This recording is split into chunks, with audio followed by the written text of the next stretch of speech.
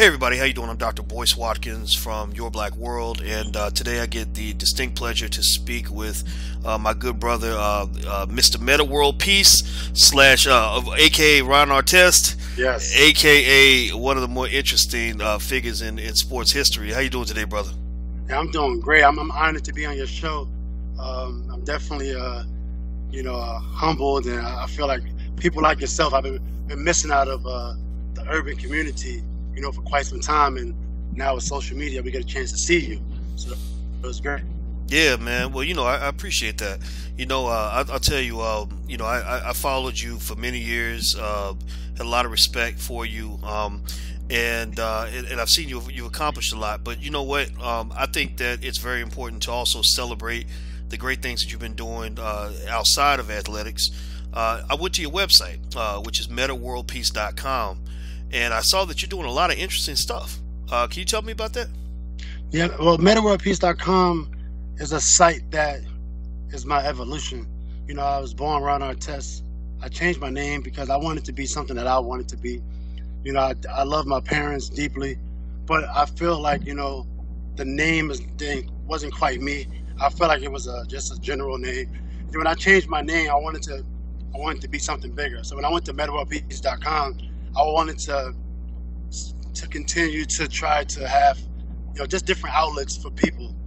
Obviously, I'm not that social media savvy. I'm learning on the go, but now I'm doing content, and we're doing content that is basically going to give some knowledge to the best of my ability, to the youth. And we started it on Black History Month, which I questioned Black History Month, not because I was, I didn't feel I was black, but I questioned it because of the definition. So we just did it. I questioned it because the definition of black has so many bad meanings. So if I call myself black, which is a European language, American language, and if I say I'm black by that definition, it says gloomy, sad, and everything at the bottom for the most part. So I'm saying either the definition is wrong, or either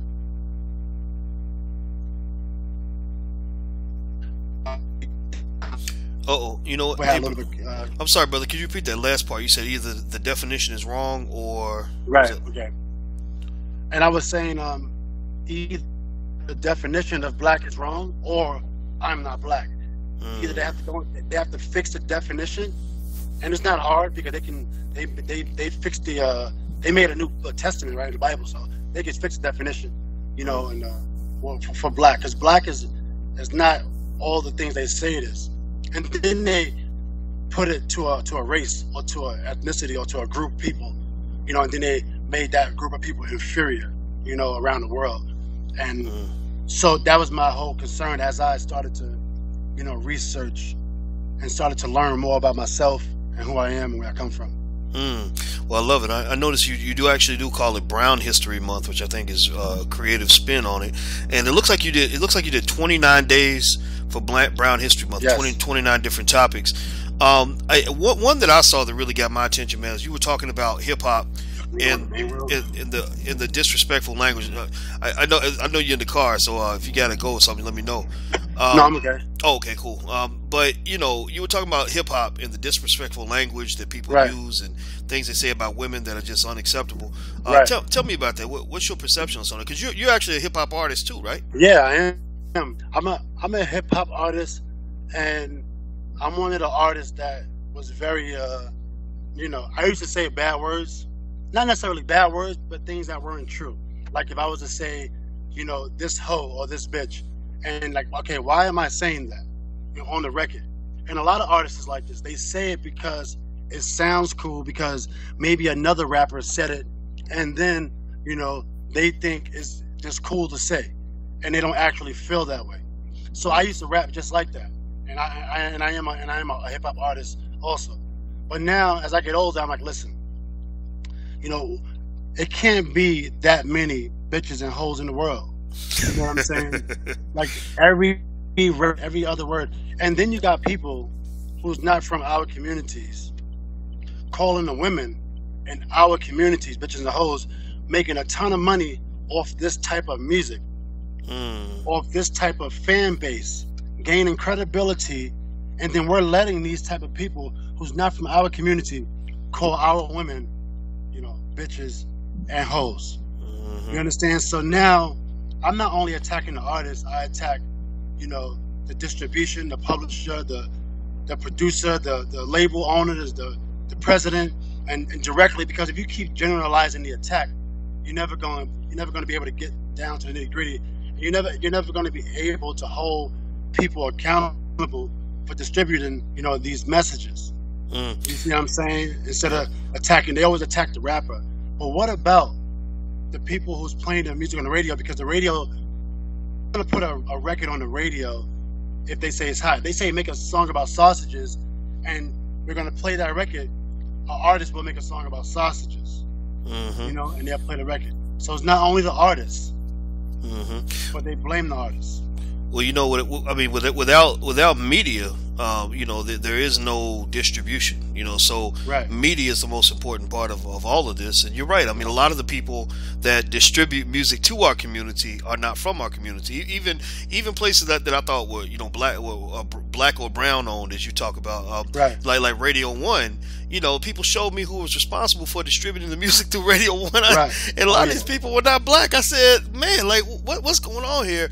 It's crazy, right. but I love what you said about the disrespectful lyrics, because right. You and I talked about this off camera, that it's important for men to speak up on this. It's important Absolutely. for us to make, and not just leave the burden on women to defend themselves, but strong black men such as yourself speak up for black women. I mean, that's our job, right? It's definitely our job to hold it down, because look at what the women been through. Our mothers, our sisters, they've been raped. They've been abused, families separated, and to turn around and call those same women, bitches and hoes, and not have a day for them, or not have where we salute them, maybe just every day, this bitch, this hoe, that we got to question our manhood. There's not enough real men out there. Now, you hear a lot of rappers on a record, and I feel two ways about this. I have a record that I'm releasing, right, on my album. So it's in my best interest to get radio play, but I'm not going to compromise how I feel about the situation. So if they never play my record, I don't care, because I feel like this is important. And then two, you get so many people saying, yeah, I'm a real nigga. I'm real. And because you shot somebody on your record, you're real, or because you have 10 hoes in the VIP popping bottles, like that makes you real, or because you sold dope and destroyed your community, that makes you real. That's not what makes you real. What makes you real is when you go to Capitol Hill and you're speaking on issues. That's real. And people don't understand what's real. They're actually fake. They're actually puppets, and they don't understand that. And like you said, the same way that they distribute, drugs to our neighborhood, because in our neighborhood, Jamal from 10th Street, I'm from 10th Street, hypothetically speaking, Jamal from 10th Street then distribute those drugs into Queensbridge, right? It came from outside source, a bigger source. You understand? And the same way they distributed that to our neighborhoods across America all at one time.